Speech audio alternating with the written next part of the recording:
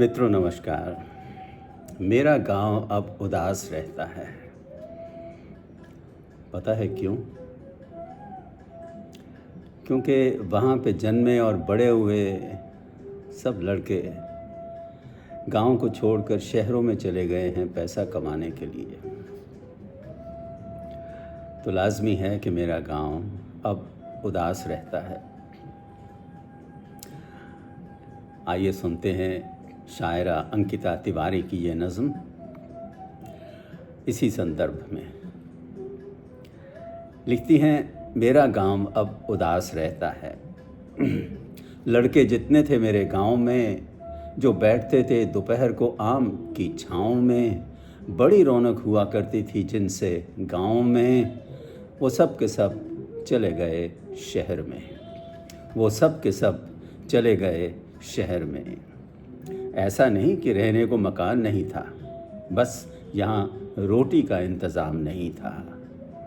हास परिहास का आम तौर पर उपवास रहता है। हास परिहास का आम तौर पर उपवास रहता है। मेरा गांव अब उदास रहता है। बाबूजी ठंड में सिकड़े और पसीने में नहाए थे, तब जाकर 3 कमरे किसी तरह बनवाए थे।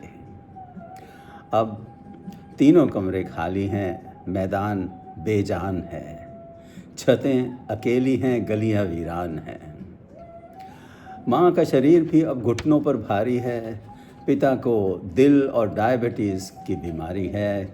अपने ही घर में माँ बाप का वनवास रहता है। अपने ही घर में माँ बाप का वनवास रहता है। मेरा गांव अब उदास रहता है। कबड्डी, वॉलीबॉल, अंताक्षरी सब वक्त की तह में दब गए। हमारे गांव के लड़के कमाने शहरों में जब गए। अब रामलीला, दुर्गा पूजा की वो बातें नहीं रहीं। गर्मियों में छतों पर हलचल की वो रातें नहीं रहीं। दालान में बैठे बुजुर्ग भी स्वर्ग से धार गए। दालान में बैठे बुजुर्ग भी स्वर्ग से धार गए।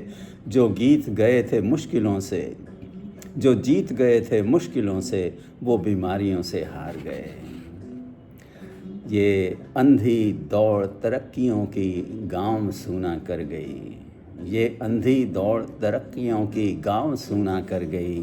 खालीपन का घाव अब तो चौगुना कर गई। जाने वाले चले गए अंकिता, जाने वाले चले गए अंकिता, कहाँ कोई अनायास रहता है। मेरा गांव अब उदास रहता है। मेरा गांव अब उदास रहता है। खुश रहें, खुशहाल रहें। अब मैं क्या कहूँ, अपने गांव को हमेशा याद करते रहें। Stay blessed.